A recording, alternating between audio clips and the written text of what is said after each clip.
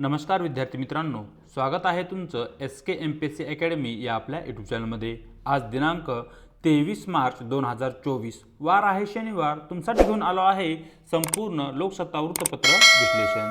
तर आज या ठिकाणी आपण ज्या काही महत्त्वाच्या बातम्या आहेत त्यामध्ये अंमलबजावणी संचालनालय ईडी, आदर्श आचारसंहिता, मॉडेल कोड ऑफ कंडक्ट, भारतीय अंतराळ संशोधन संस्था ज्याला की आपण इस्रो म्हणतो, पुरस्कार, अँटी डम्पिंग शुल्क, इंटरनॅशनल सी बेड अथॉरिटी या संदर्भात ज्या काही न्यूज स्पर्धा परीक्षा दृष्टिकोनातून आपल्यासाठी महत्त्वाच्या आहेत त्यांना या ठिकाणी आपण MCQ प्रश्नाच्या माध्यमातून डिस्कस करणार आहोत। चला तर जी काही आजची आपली डिस्कशन आहे तिला या ठिकाणी आता आपण सुरुवात करूया। मित्रांनो, या ठिकाणी आजची जी आपली पहिली न्यूज आहे ती अंमलबजावणी संचालनालय ईडी या संदर्भात आहे, ज्याला की आपण एन्फोर्समेंट डायरेक्टोरेट असे म्हणतो। सरळ न्यूज पाहूया। केजरीवालच मुख्य सूत्रधार अशा प्रकारची न्यूज लोकसत्ता पेज क्रमांक 1 वरती तुम्हाला दिसून जाईल। जे काही दिल्ली सरकारचे मध्य धोरण आहे त्यामध्ये मोठ्या प्रमाणावर गैरव्यवहार झाला आहे अशा प्रकारचा आरोप या ठिकाणी ईडीने केला आहे आणि त्यामध्ये मुख्य सूत्रधार म्हणून अरविंद केजरीवाल यांचं नाव त्या ठिकाणी पुढे आले आहे आणि त्या संदर्भात त्यांना 6 दिवसाची कोठडीही न्यायालयाने घोषित केलेली आहे। असा या एकूण न्यूजचा सारांश आहे। मोठ्या प्रमाणावर जी न्यूज आहे ती राजकीय दृष्टिकोनातून आहे, परंतु या ठिकाणी ईडी जे कालच्या डिस्कशनमध्ये आपण पाहिलं ते आजही पुन्हा या ठिकाणी ईडी संदर्भात जी काही क्वेश्चन आहे ते क्वेश्चन पाहूया। अंमलबजावणी संचालनालय महासंचालकाचा कार्यकाळ किती असतो अशा प्रकारचा या ठिकाणी बेसिक आणि फॅक्च्युअल प्रश्न आपल्यासमोर आहे। ज्या ठिकाणी पर्याय ए आहे 2 वर्ष, पर्याय बी 3 वर्ष, पर्याय सी आपल्याकडे आहे मित्रांनो 4 वर्ष आणि शेवटी पर्याय डी पाहूया 5 वर्ष।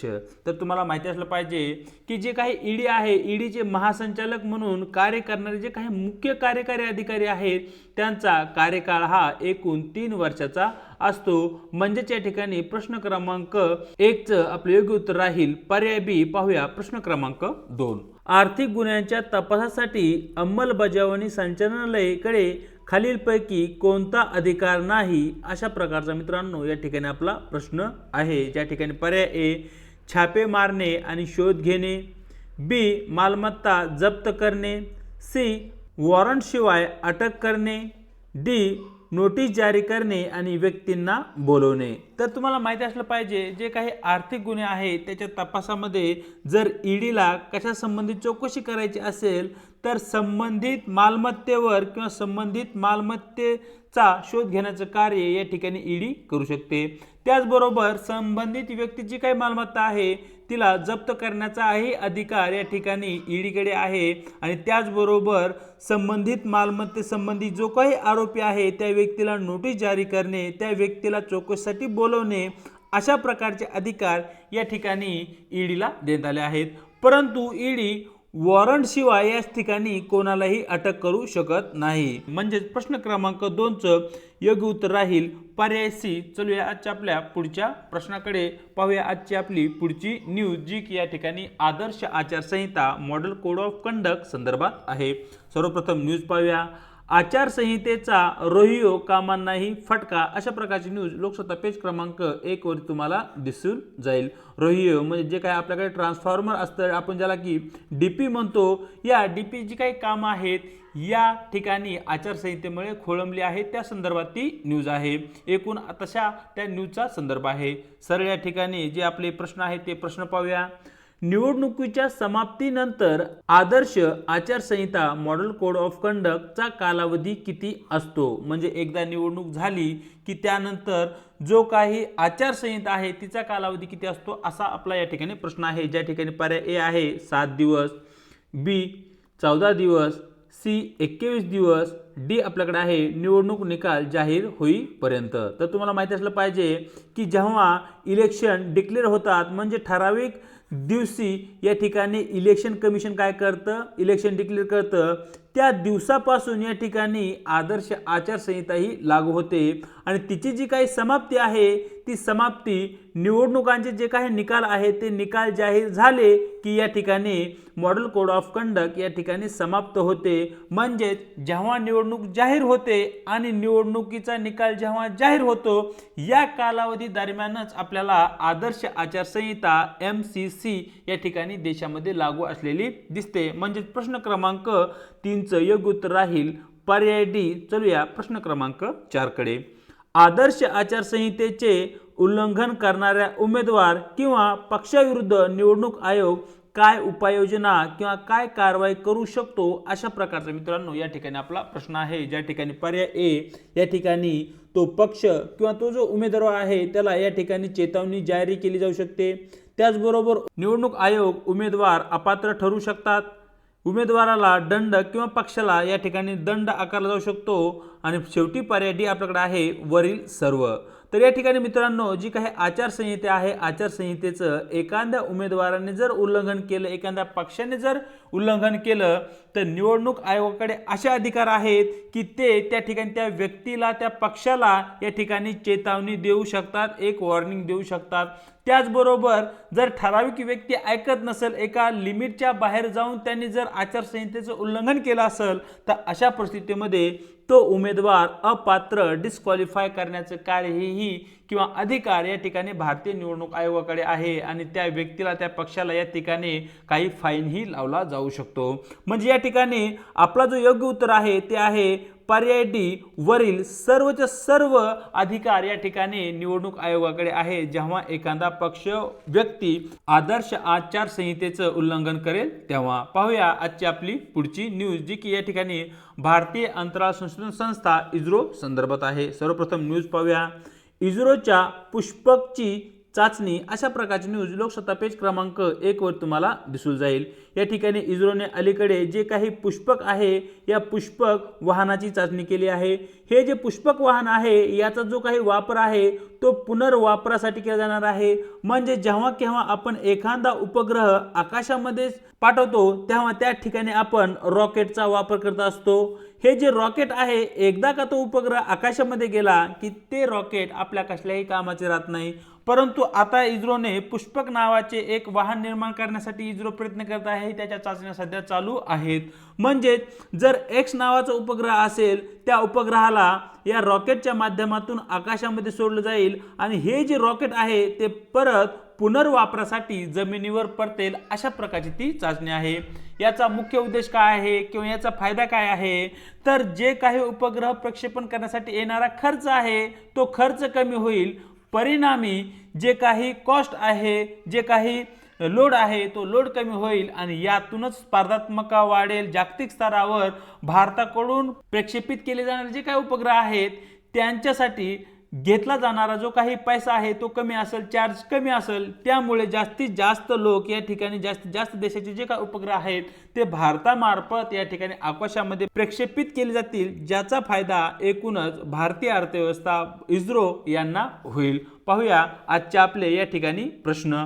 भारतीय अंतराळ संशोधन संस्था इस्रोची स्थापना कधी झाली, अशा प्रकारचा या ठिकाणी आपला फॅक्च्युअल आणि बेसिक प्रश्न आहे. ज्या ठिकाणी पर्याय ए आहे 1950, बी 1969, सी आपल्याकडे आहे 1972 आणि शेवटी पर्याय डी 1980. तर तुम्हाला माहिती असलं पाहिजे इंडियन स्पेस रिसर्च ऑर्गनायझेशन, भारतीय अंतराळ संशोधन संस्था इस्रोची स्थापना 1969 झालेली आहे. पाहूया प्रश्न क्रमांक 6.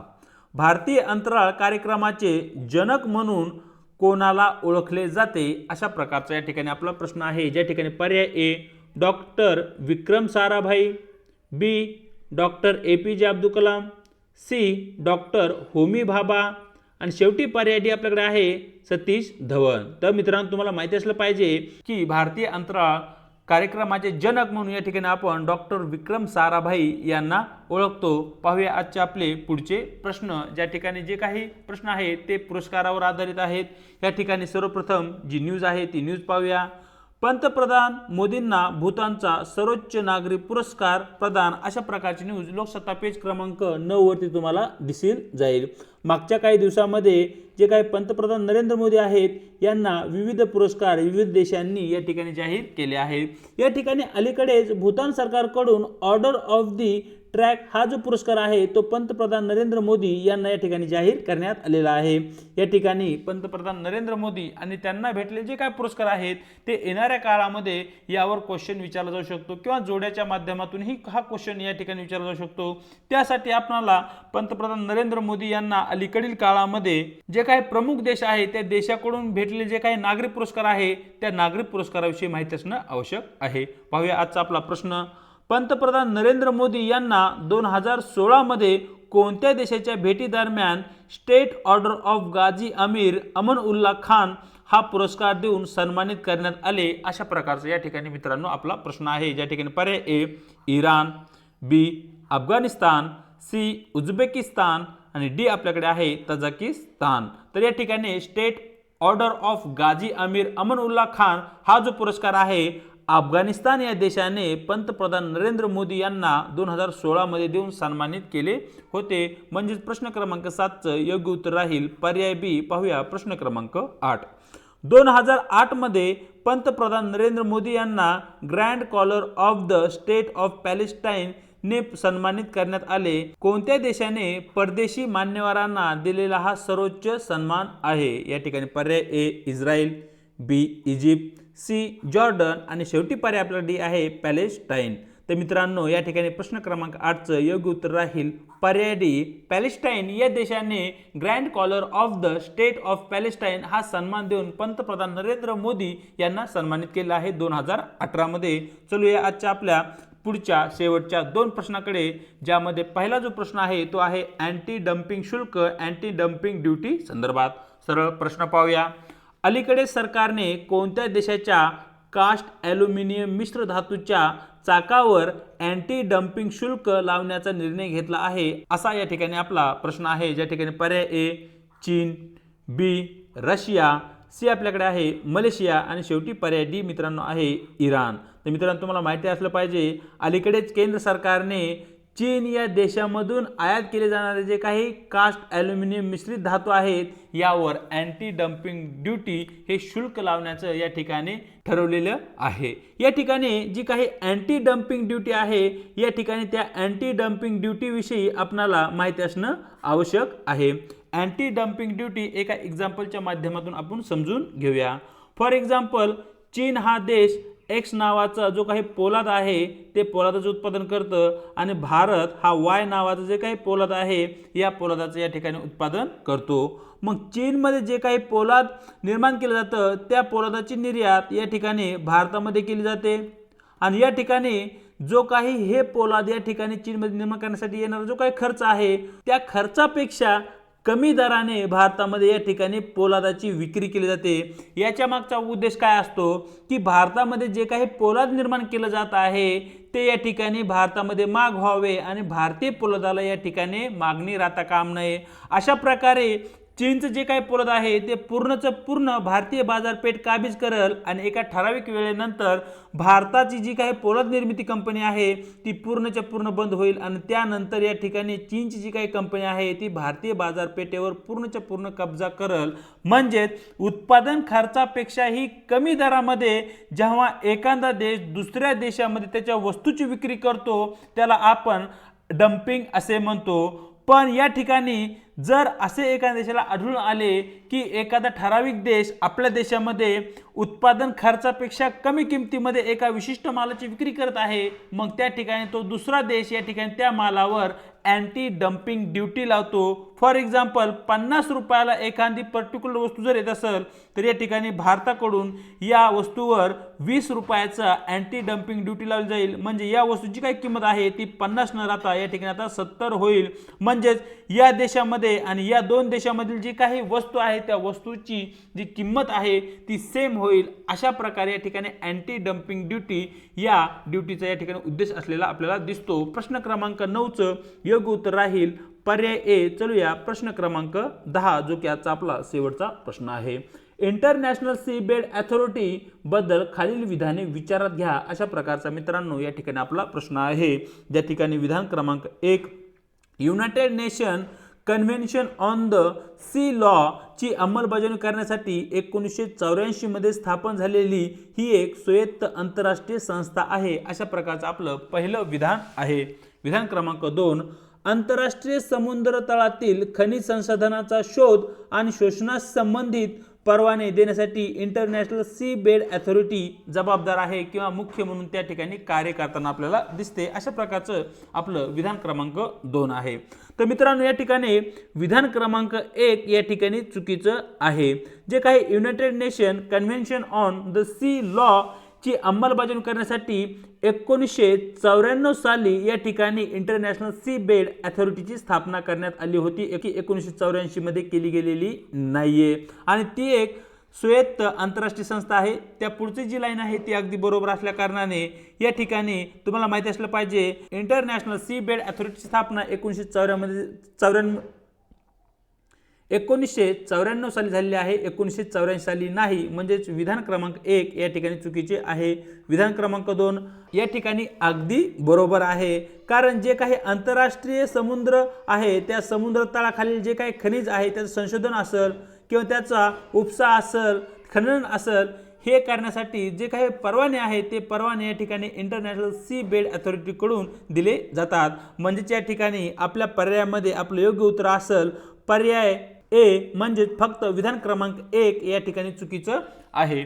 तर अशा प्रकारे मित्रांनो, दिनांक 23 मार्च जे काही आपलं वृत्तपत्र डिस्कशन आहे ते या ठिकाणी आपण पूर्ण केलं आहे। चॅनलवरती जर नवीन असाल तर चॅनलला सबस्क्राईब करायला विसरू नका। त्याचबरोबर व्हिडिओला लाईक, शेअर आणि व्हिडिओबाबत तुम्हाला काय वाटतं हे कमेंट बॉक्समध्ये कळवायला विसरू नका। व्हिडिओच्या डिस्क्रिप्शन बॉक्समध्ये देण्यात आलेली आपल्या टेलिग्राम चॅनलची जी काय लिंक आहे त्या ठिकाणी तुम्हाला आपले टेलिग्राम चॅनल ही जॉईन करायचे आहे। त्याच्या माध्यमातून आपल्या प्रत्येक व्हिडिओच्या लिंक्स आणि त्याचबरोबर स्पर्धा परीक्षांसंदर्भात महत्त्वपूर्ण ज्या काय अपडेट आहेत त्या वेळोवेळी तुम्हाला त्या ठिकाणी भेटत राहतील। आज इथेच थांबत आहोत, भेटूया एका नवीन व्हिडिओसोबत।